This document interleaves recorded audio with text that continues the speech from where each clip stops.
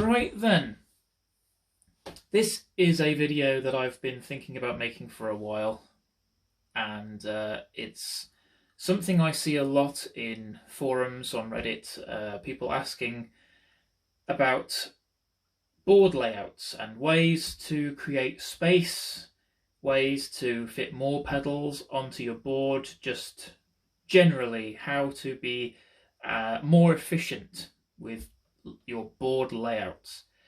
So I thought I'd talk a little bit about that and discuss some methods and tips that you might want to consider before organising your own board. So what I've got here is a fairly, I'd say maybe not necessarily typical board, but certainly it's got a lot of the kinds of things that you'd expect to see on a lot of boards, apart from this maybe, but something similar size. You can imagine maybe like a POG 2 or something, or a Memory Boy Deluxe, something like that. Imagine that being there.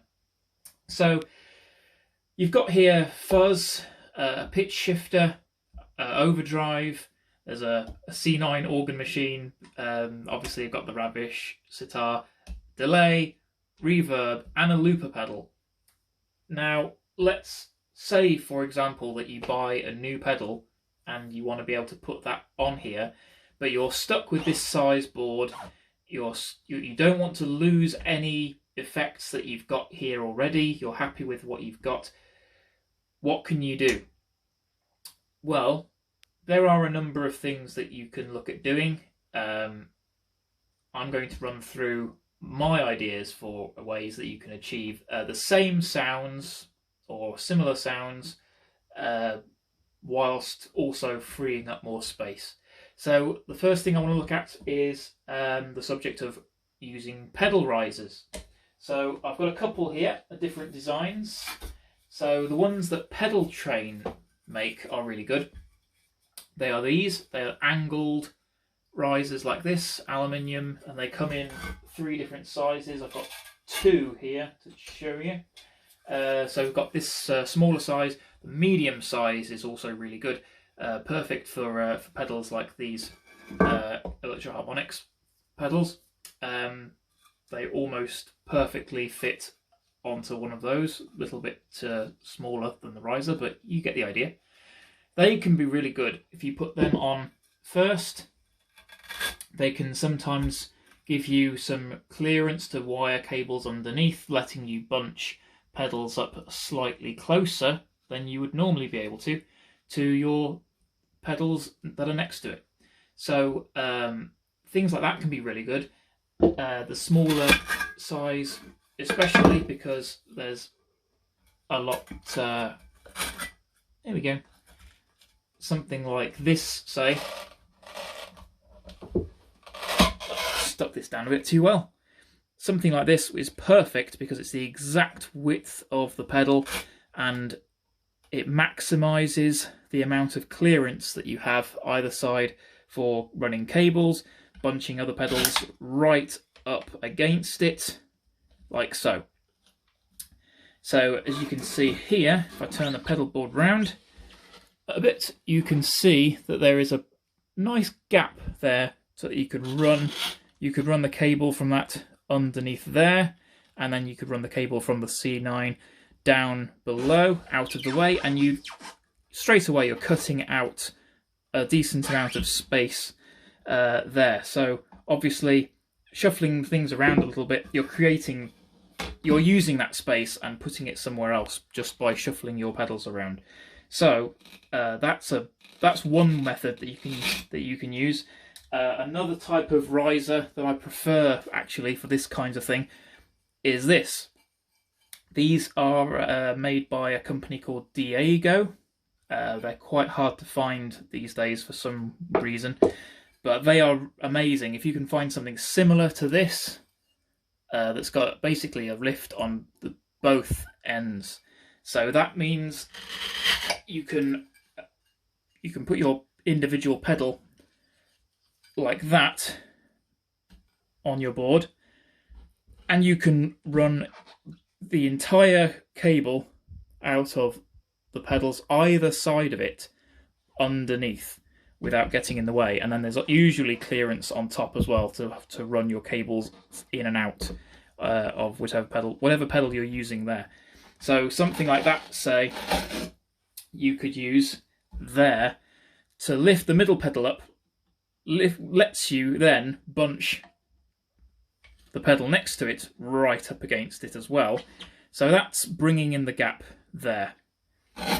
Then you'll notice with that and that raised slightly, you've now got a bit more room down here. Say you can have your big muff up there. There's plenty of room for the glove. And then you've got your pitchfork there. You've got a nice space there for another pedal. Boom. It doesn't look like much initially when you're thinking about adding a riser, but it's amazing once you start chipping away little spaces here and there on your board. By the time you work your way across to the end, you realise you've opened up a significant amount of space for something else further along in your chain. So that's one method, using risers. That's a method I use quite a lot on my own boards. Next, we're going to get into types of patch cables. Okay, so something I have seen on occasion are people using cables such as this to plug into their pedals. So obviously if you're using something that isn't angled like this, say into the pitchfork there, straight away you're cutting quite drastically into the space on your board. So I would recommend not using those. Obviously a more common variety of cable would be something like this. So obviously this is angled as well, but again, it's not exactly it's obviously a significantly smaller end on the end of this pedal, and they work totally fine for a lot of applications. For instance, there you can use that there without impeding too much on any controls of the pedal there, and you're not having to worry too much about the space that it's occupying. Even less so if you're thinking about pedals that are on the end. So say if you want to run your reverb pedal up here into this loop pedal, you can run this cable underneath. Say you've got this up on a riser, you can run this underneath the board, come up underneath the riser and into the loop core, and it doesn't really matter. In fact, you could use a bigger ended cable for this if you wanted. You could run a bigger ended cable out of the reverb underneath the riser for this pedal, and you can save your smaller cable then for somewhere else on your board if you don't have too many. So that's a useful thing to know and to make use of. However, there are cables that are even thinner on the end than this one, and I've got a couple here. These are commonly referred to as pancake cables. They are very, very narrow on the end, as you can see, and they significantly reduce the amount of gap between your pedals. So, as an example, say here, you've got your glove overdrive and the big muff deluxe. These are both side jack pedals, and if you're wanting to run them next to each other, you can use this cable or something similar to bunch them right up against each other, and there's not too big of a gap between the two. So look out for these. These are extremely useful to have, and you do save a significant amount of space on your board by using them. They are, however, quite wide. So although they are flat, these are made by Donna, these type can be quite hard to they can be hard to bunch pedals up next to, basically, if they are side by side, for instance. Like if you've got a pedal on one side and a pedal on the other, and their side input jacks are quite close together, you can see how they might come into quite close contact. So, for instance, this glove and the big muff, their side jacks are quite close together, meaning that if you wanted to keep your pedals in a straight line, they don't really fit next to each other neatly like that. So if you really don't mind losing a nice neat line of your pedals along a row, what you can do to save even more space is move them like this. So if you stagger the inputs to either side of each other, you close the gap even more. And this definitely becomes something that's very useful to do. And then also on a slatted board like this, you can run the cable underneath your board. So you can move the cable down and around and up from the bottom, plug in there. Oop, there we go. And voila. Now you've got a really close pedal to your other pedal, and the cables are nice and neat, tucked away underneath, and you've got minimal gap there. And see that tiny bit of space that's opened up from doing that? Imagine that now bunched up, and then something else moved up, maybe something over here gets bunched up as well. All of that space adds up, and then before you know it, at the very end of your chain, you've got room for something else. So that's another tip to look at. So that's risers, patch cables. Now we're going to look at some other types of pedal that we could use to exploit some extra space, make room for some more pedals on our board. The next thing we're looking at is top-mounted jacks. Okay, so we've got a space down here that we opened up earlier, and because this pedal has a side jack, this pedal has a side jack, you might be thinking, well, I'm going to be hard-pressed to fit another pedal like this size, for instance, in there, because obviously even with doing this trick with staggering the inputs, it's still going to be a tight fit, especially if a pedal like this, which has got multiple inputs on this side. If I turn it around, you can see there's multiple inputs there. If you wanted to take advantage of some of these expression inputs, for instance, you might be struggling even more. So a good option, if you have any pedals that are top mounted with their jacks, like this one, for instance. This is a more boutique type of pedal you probably won't have, but something similar to this that has top mounted jacks you can absolutely make use of in a space like this. So if you notice, the pedal in there sits nicely between the two pedals. There's a nice gap, perfectly fine for a couple more of these style jacks, which I have over here. So we take that out of the way. Obviously this is a delay pedal, but imagine it's a drive for the purposes of this. So here we've got jacks going from the pitchfork and the Ravish sitar, and then this sits really nicely between the two, and then you just plug them in there. And obviously again you can tuck these cables down and under to really make it nice and neat. But as you can see, you can run these cables out of the way like that for the time being, and there you've got a really nice, neat, clean, efficient use of the space. So there's another example there of a good way to use top-mounted jacks on your pedals.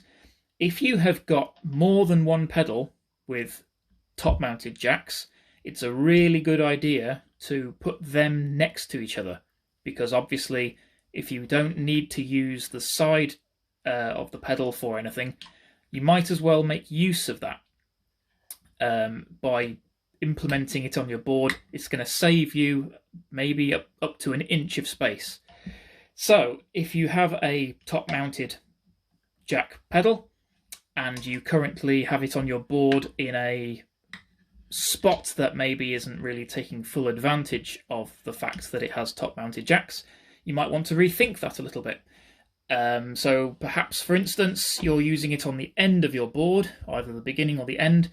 That whole side is going to waste. You're potentially wasting space that could be saved on your board.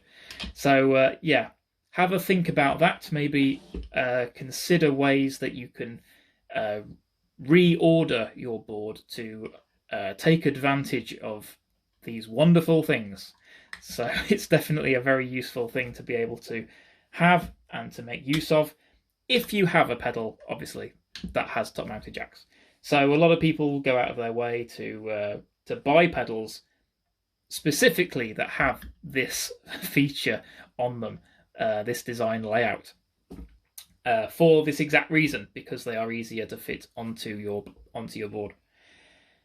So, moving on, what's next? What if you have got this layout of your board and you're happy with this, but then you buy yet another pedal? What else do you do? Where else can you save space? Well, if, for instance, you're using something like this as a single sound, if this is only really occupying one effect that you're making use of, this is something that you could definitely look at replacing or exchanging, swapping, trading, whatever, for a smaller version of a pedal that does the same thing. And you might need two pedals to make this sound. In this example, in this instance, the Deluxe Big Muff, I personally tend to use this for one sound. So it's quite a simple thing to replace this with one more pedal, with just one pedal, I mean. So, as an example, I have over here a little micro clone of a Big Muff fuzz. It obviously doesn't have the mids boost and the mid frequency adjustment that this has. It also has a noise gate on there as well, so there's a whole bunch of features that the larger deluxe model of the Big Muff has that this does not. However, if you don't use any of those features, you just really want a fuzz, look at something like this. Or especially if you have the old school big original box vintage Big Muff, then certainly you should think about replacing it with something a lot smaller like this. Electro Harmonics do a smaller version as well, more like this size of their Big Muff, called the Big Muff Nano. You could equally think about using one of those, but this, I think you'll agree, saves even more space. So I'll pause and come back to this. We'll look at how much space is freed up by swapping this pedal out. Okay, so you can clearly see how much space has been opened up here. This little mini pedal still allows us to stagger the inputs as well, especially with the output of this pedal being further down. It means you can actually even keep a nice, neat line along the bottom if you're really particular about neatness and that kind of thing, and the aesthetics, the look of your board. So that can be a really useful thing to do. Obviously, some of the mid functions, the mid frequencies that this pedal has, can be a really useful thing to have with a fuzz. So what do we do if we want to maintain those features? Well, you could think about using an EQ pedal. This is mine, and it is the smallest, with the smallest EQ that I can find, with the widest frequency adjustment. So this is a 7-band EQ pedal, and yeah, it is tiny, it does the job, it gives you a huge amount of control over your well, all of the frequencies, but especially if you want to boost the mids of your signal, you can take extreme control over exactly which frequencies you wish to boost, by how much, etc. So with this pedal, what you can do is put that next to that one, obviously use another patch cable to connect between the two, which you can, which will then take up roughly about that space. Move that up, and there you go. And if you're really pushed for being able to get the same amount of control, what's the word I'm looking for, out of your deluxe Big Muff, say here, you can have your mid frequencies activated already before you turn the pedal on. So all you need to do is press one switch, and your sound that you've already put into your pedal is right there with your mid frequencies dialed in exactly how you want, and you're good to go. With this, with two pedals, being smaller means the foot switches are closer together, which means if you really, really wanted to access the same functionality in this pedal, you could stamp both at the same time. It's not pretty, necessarily. It might not be the most efficient way to do it, but it's possible. And certainly when you're looking at ways to cram as much onto one board as possible, things like this can definitely be worth doing if it means that you can get your one extra pedal on board. So, move that out of the way.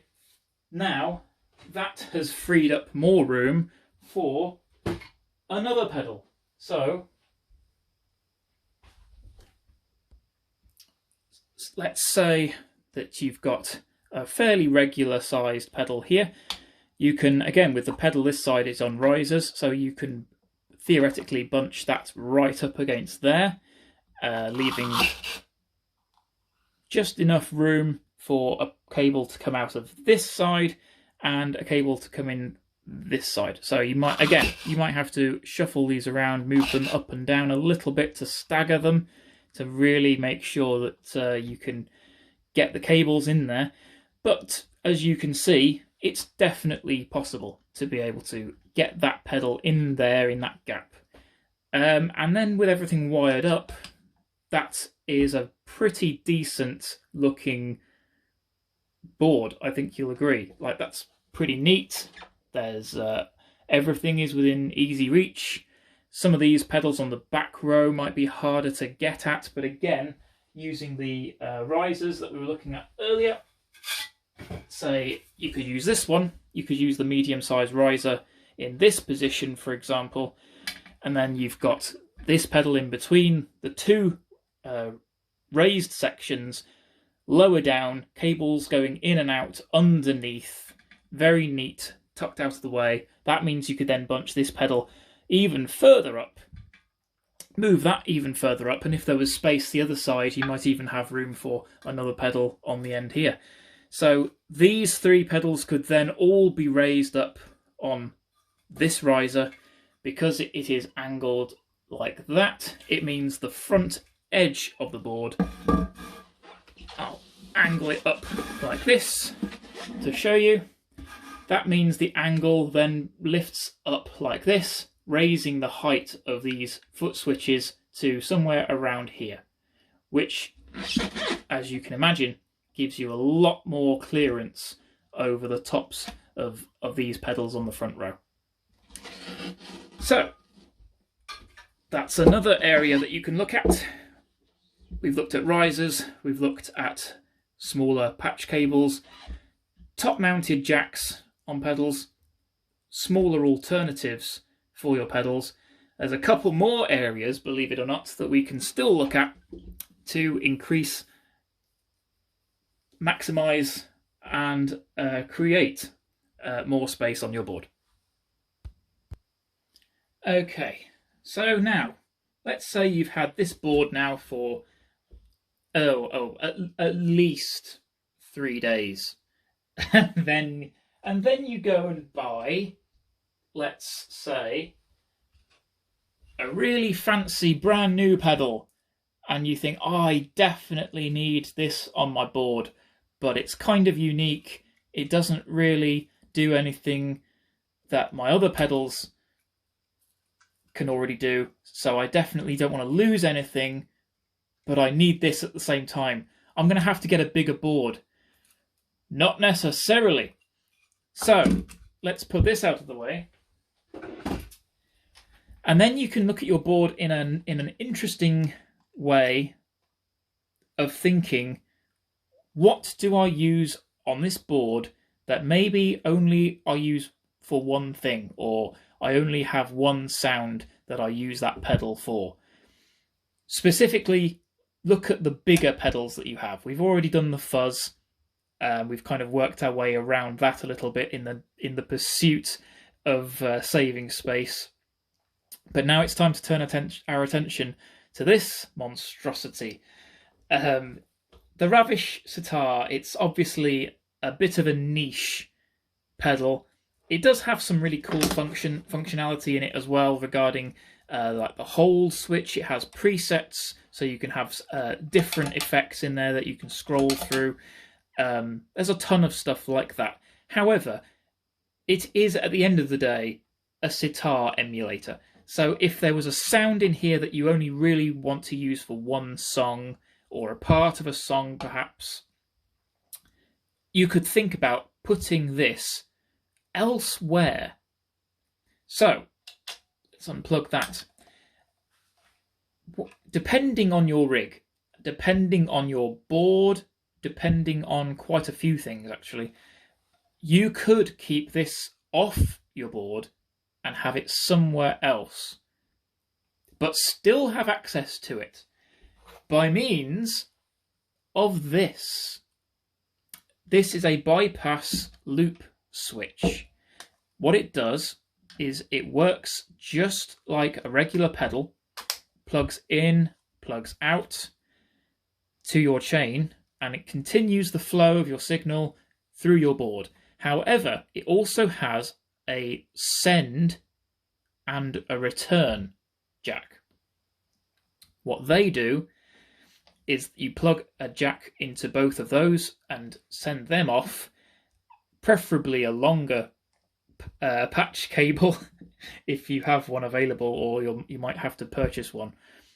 But then you could have this potentially underneath your board, and this might be not a good example of a board to show you this in action, but if you have a board like a pedal train, you will probably have enough clearance underneath it to do something like this.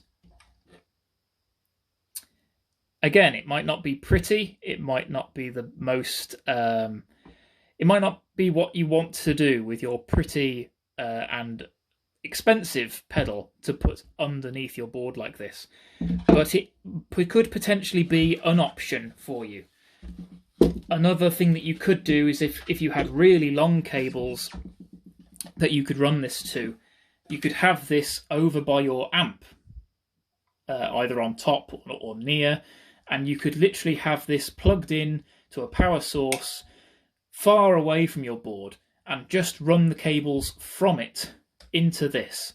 And if this is on and ready to go at the settings that you like, and it's exactly how you want it, ready and waiting for you. All you then need to do is, with it plugged into the send and return jacks of this pedal, you turn it on and you turn it off. Very, very simple. It literally just extends the on and off switch, or the on and off functionality, rather, of this pedal. So you then free up a huge amount of space for your brand new pedal. And this has top jacks as well. So even better, you've got a perfect amount of space in there. Move that up, move that up. You've got loads of room for your 2 jacks. Don't forget you need 2 in there. 2 jacks coming out of there. Enough space for your jack to go into your pedal on this side. Top jacks on there. And yeah, pretty nice, neat solution. Don't forget as well, with top jacks, it's best to put them next to each other. So if you ran this next to this, you can bunch them really close to each other without getting in the way. You might have to be a little bit more nimble with your footwork to turn these pedals on and off. There might be a possible danger of turning one on and turning the other off, or vice versa, or turning both on at the same time when you didn't want to. But again, you'll probably have to think about that yourself and weigh up the pros and cons yourself. But there's no arguing, doing it that way does create a little bit more space over on this side. So if you'll remember, having this in the middle, can't take it off now. There we go. Having this in the middle here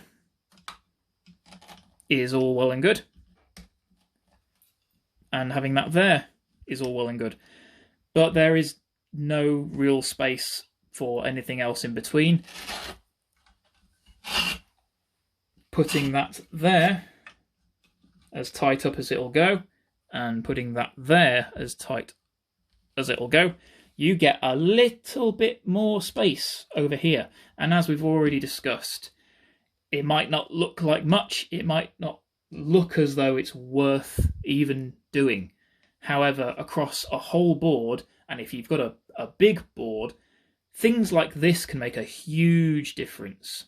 If you do lots and lots of these, if you make lots of these types of choices, you can end up with a whole pedal sized space on your board for new things. So that is another useful tip to be aware of. There is one more that we will look at.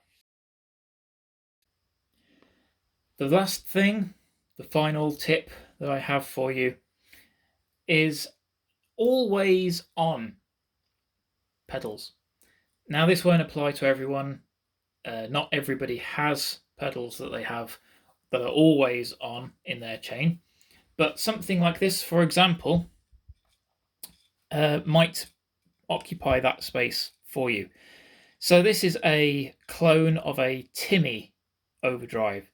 A lot of people use them as a low gain stage or as a medium overdrive kind of a sound, but you could easily also use it as a boost pedal. So a lot of people use a clon style or similar kind of lower gain thing as just a slight boost in their overall clean tone.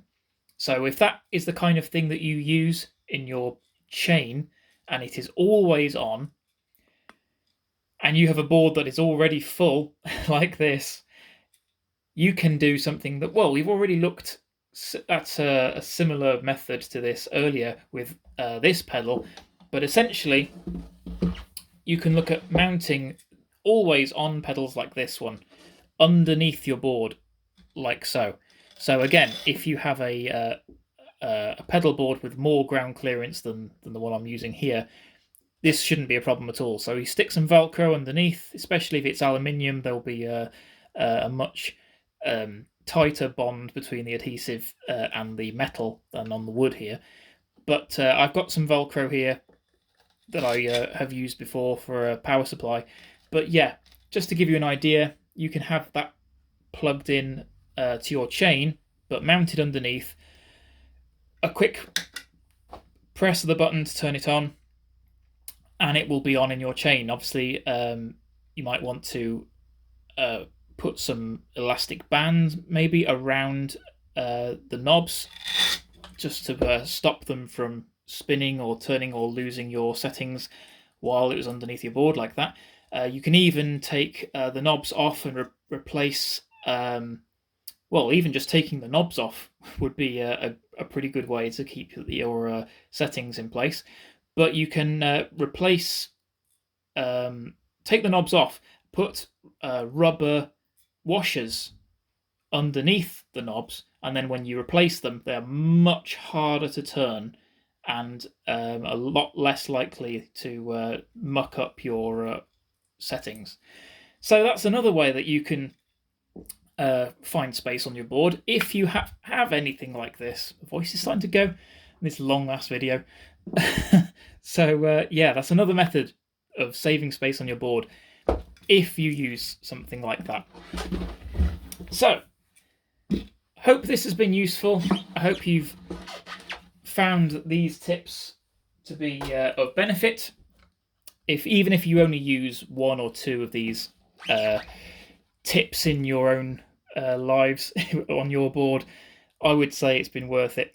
So yeah, leave me a comment down below if you've found this useful, if there's anything that you're particularly keen to implement on your own pedal board. And yeah, I will see you again in the next video. Take care. Bye.